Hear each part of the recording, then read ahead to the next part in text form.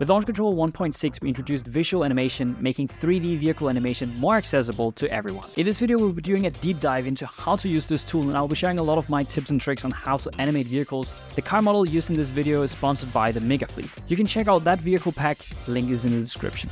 So now we just want to take a little look at the new speed segment tool and how to use it to speed up your workflow when animating vehicles in Blender. So we have a little scene here. This is one of the preset scenes inside Launch Control. So it's just really good to test out and practice with the speed segments on. So the way you get started is you have an animation in here. You can use one of the presets or use a path, and then you hit speed segments. So when you do that, you'll see a few things happening. First of all, you get this new stuff in the viewport, which consists of some speed keyframes along with this graph. Then you also see the hotkey list here. So that's just to remind you of how to click different things inside the viewport.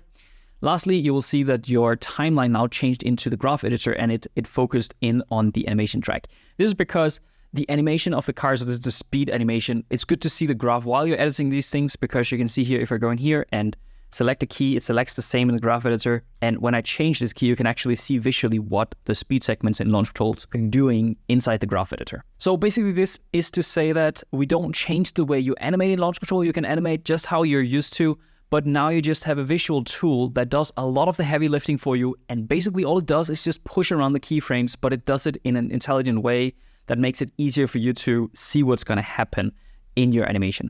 So firstly, to select a key, you can simply just click it in the viewport. So that's left click select, and that will highlight the key just like in the graph editor. If you want to select multiple keys, you can hold shift and then you can select multiple keys. When you just click one key again, then it will deselect that. When you click and hold on a key, you can drag it back and forth. And you can see what happens when we do that is that the graph here slightly changes. So that will be the graph that's visualized here above, and the seconds change.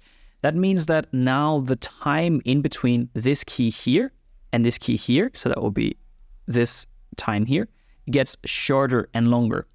And the same way, the distance also gets shorter and longer.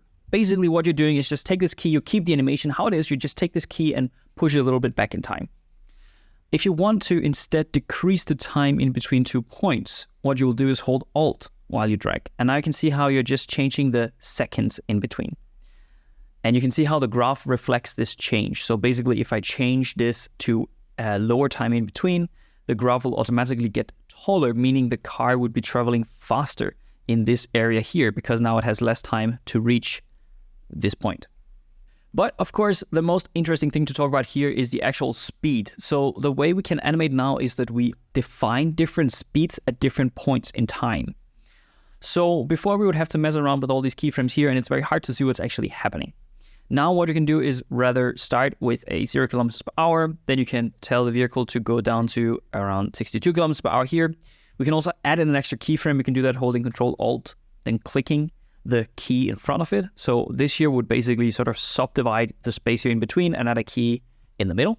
And here we want to define a certain speed. So say we want the vehicle to be accelerating around this corner. So accelerating here until it reaches this point, which is the braking point. So very typical on a racetrack, you will have to brake before you enter the turn. So when we hold Control and then drag click on top of this one, we can change the speed. So we will tell the car to go exactly 140 into this corner. If you hold Shift, you can be more accurate with your dragging. So let's try to play back the animation and see how that looks. So the car starts slow. Maybe we would want to just start at a high speed. So let's try to increase this to around maybe like 80 kilometers per hour. Now we will see that we actually have a little bit of a drop in speed here. It's hard to see now, so let's just go into the settings and increase the scale of our graph. And likewise, also change the color a little bit to make it more visible. Something like this would be good, I think. And we can see here how our speed is actually dropping. The reason for that is that the car needs to travel this distance, and we are telling it to travel that distance within 5.1 seconds.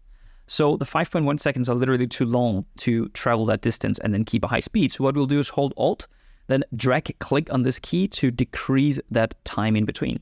When we do that, you can see that dynamically the graph just updates and shows us that now the car will actually be accelerating all the way up to this point.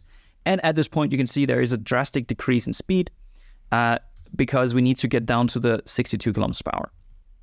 So let's just hide the graph for now. Let's play back and see how our car looks. It comes in with a high speed, accelerates, and then here you can see how it drastically slows down to get through the turn. We might want to push this point a little bit forward actually, because we would probably be hitting the lowest speed around here. So we will still be braking a little bit in the end. So let's do something like that. And then on the way out of our turn, we want to accelerate again. And we can actually see how that's already happening inside our animation. If we want to be a little more specific, we can push this point back in time. And then we can also increase or decrease this. So probably something that would be realistic is around 100 kilometers per hour. Right now, I feel like the graph goes a little bit like this, and I don't really want that. I want it to go more like this. So what that means is that the time in between here and here needs to be changed. So like you might remember, hold Alt on the keyboard and drag up and down on this key, and you can see now we're getting this sort of smooth line going into these 120 kilometers per hour. Let's see how that looks. Car accelerates 120, and then our exit speed is 164. That looks pretty good. We can again adjust this by holding Alt, sort of the interpolation here, and that looks pretty nice. So what we can do now is to disable our speed segment tool, and then let's hook our camera to the car. So let's just go down here and go into manual gearbox, the cinematographer, create hooked camera, and we can zoom in on our car. And now we can play back the animation and see how it all looks. If you want, we can also turn on the physics to see how they are reacting as the car goes around the corner. We can see how there's a little bit of body roll and pitch when we accelerate again. And we end our animation here. So that's basically it. This is a way to animate with launch control that's non-destructive. You can always go back and change stuff if you need to, but it's a little bit faster than having to do it all with the basic keyframes. And it's also more visual, so it's easier to understand what's going on. As always, you can always go back in here, play around more with it. You can save out different versions of this file to have some different alternatives. But lastly, I just want to show you the few extra features you can use inside the tool, which is you can change the offset to frame. So it will describe how many frames are in between this point and the next compared to instead of seconds. You can also go in here and basically change the resolution of this graph. So right now, if we want more points in between to be interpolated, we just increase this number and it interpolates more points in between for us and shows us a more smooth graph. This does have an impact on performance, so make sure to keep it relatively low. But the higher this is, the more accurate description of the speed you will see in here. You can also disable auto fit range. This basically means that whenever you are changing the length of the animation, so here, let's say we are decreasing this, which would in turn decrease the end of our animation. So animation is finishing here rather than here. So basically we're cutting 50 frames of our animation. If auto fit range is turned on, launch control will automatically clip those frames off your timeline. So this way it will just automatically adjust your frame range for you, so you don't have to worry about that when you're animating. The last thing I want to show you is the max G-force, and this is a very interesting feature that can be a little strange in the beginning. But to be able to show that off, I think we'll just find another preset that we can work on. So if you have an animation like this one, where the car is starting, so it's going up in speed until it reaches the center, and then it brakes again. Then we can see how we have an acceleration in the beginning and a deceleration in the end. So one thing that launch control is doing with the speed segments is that it's automatically making sure that you're not breaking the approximate 1G when accelerating. That's because most cars wouldn't accelerate more than that. So that means here, practically, if we're trying to decrease the time from this point to this point, so the time in between, if we're trying to decrease that a lot, so say something like 1 second, you can see how the graph here on the left side becomes very extreme, which means we would be reaching speeds like 400 kilometers per hour within fractions of a second. That doesn't really make sense. And you will also see that when I let go, launch control will actually fix our issue for us by offsetting the time back to the minimum, which would be allowed with 1G. Now, if we would turn on the physics and then see the G-forces here, you'll be able to see how that's always kept below 1G when we are working with this tool. You can see if we adjust this slightly to something like 1.5, we can now do the same thing again and then actually be allowed to have a little higher acceleration in the beginning, even though that might not be so realistic. We can see how the car is now reaching above the 1.2 Gs right in the beginning. It actually reaches a little bit above 1.5, but now it has a little more aggressive acceleration. The same thing happens with the deceleration. If this one is very low, say at 0.5, whenever we try to decelerate and put the time very, very short in between, launch control will automatically offset that to make sure we have a very smooth and slow deceleration. You can see here in this case, it's very, very slow because we've set it down to 0.5 Gs. But we can also increase this to 1.5 Gs and then again, pull down all the time, try to decrease it as much as possible. And we will see how launch control automatically makes sure that there is some sense to all this. So when we are looking at the physics, you can see how here we are reaching 0.1, 1 G, and in the end, we are hitting around the 1.5 Gs. We are hitting a little bit above here, 1.8 in the very, very end.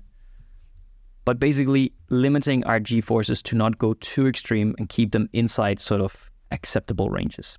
Sometimes you would want to do the interpolation yourself. So you might notice here how our car is starting very slow, then accelerating until this point. What you can do is adding an extra point. So something like this, making sure to have this one also be at 99 kilometers per hour.